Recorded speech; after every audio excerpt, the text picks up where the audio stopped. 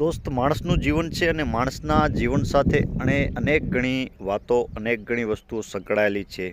સુખ દુઃખ, પરિવાર, દોસ્ત, માતા પિતા, ઘણી બધી વસ્તુઓ છે એ માણસના જીવનમાં સંકળાયેલી છે.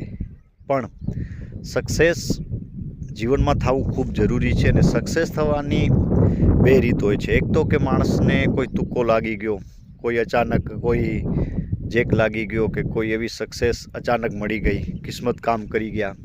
જે એક સક્સેસ હશે લિફ્ટની જેમ, કે લિફ્ટમાં આપણે જ્યાં જવું હોય બીજા ત્રીજા ચોથા માળે તરત બટન દબાવ્યું ને આપણે પહોંચી ગયા અચાનક. એક સક્સેસ હોય તે સ્ટેપ બાય સ્ટેપ, કે માણસ સીડી થકી જાય ઉપર, એક સ્ટેપ પાર કરીને પછી બીજો સ્ટેપ પકડે. તો આ સક્સેસ જે છે લિફ્ટની જેમ અમુક લોકોને સક્સેસ મળતી હોય ને જીવનમાં, તો એને જ્યારે ભવિષ્યમાં ક્યારેક એવો સમય આવે ને નીચે આવવું પડે ને તો પછી એને રસ્તો ખ્યાલ નથી હોતો કે મારે બીજી વાર શરૂઆત કેવી રીતે કરવી. અને જે વ્યક્તિ સ્ટેપ બાય સ્ટેપ ઉપર ગયો છે ને, એને કદાચ જીવનમાં નબળો સમય આવે અને પાછું વળવું પડે અને ફરીથી નવી શરૂઆત કરવી પડે, તો એ વ્યક્તિને ખબર છે કે મારે પાછું એ જગ્યાએ કેવી રીતે પહોંચવું, કારણ કે એ સ્ટેપ બાય સ્ટેપ વ્યક્તિ ગયેલો છે. એટલે સક્સેસ થવા માટે ક્યારે શોર્ટકટ નહીં અપનાવવાનું દોસ્ત, ક્યારે પણ શોર્ટકટ નહીં અપનાવવાનું. મહેનત કરવી ખૂબ, ભલે થોડીક મોડી સફળતા મળે માણસને, પણ ખૂબ મહેનત કરવી સફળ થવા માટે થઈ.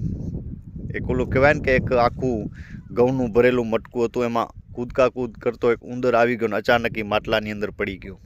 આખો ઘઉંનું ભરેલો માટલો એટલો, એટલે ઉંદર ખૂબ રાજી થઈ ગયો કે જાણે સ્વર્ગમાં આવી ગયો હોય એવી રીતે.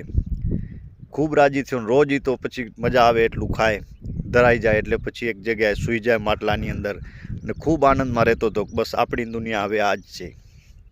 ધીમે ધીમે એ અનાજ છે ખૂટવા મંડાણું, સાવ તરિયું આવી ગયું. જેમ અનાજ ખૂટતો જતો હતો એમ મટકાનું જે મોઢું હતું ને એ ઉપર ઊંચે જતો હતો અને ઉંદરો નીચે હાલ્યો જતો હતો તરિયાની માલિપા, કારણ કે અનાજ ઓછું થતું જતું હતું. એક દિવસ એવો આવ્યો, થોડોક જ અનાજ વધ્યો, 1-2 દિવસનું, અને ઉંદર કૂદકા મારીને બહાર નીકળવાની કોશિશ કરતો હતો, પણ બહાર નીકળી શક્યો નહીં. અને બહાર ન નીકળી શકવાના કારણે અંતે એ ઉંદરનું મૃત્યુ થઈ ગયું માટલાની અંદર જ.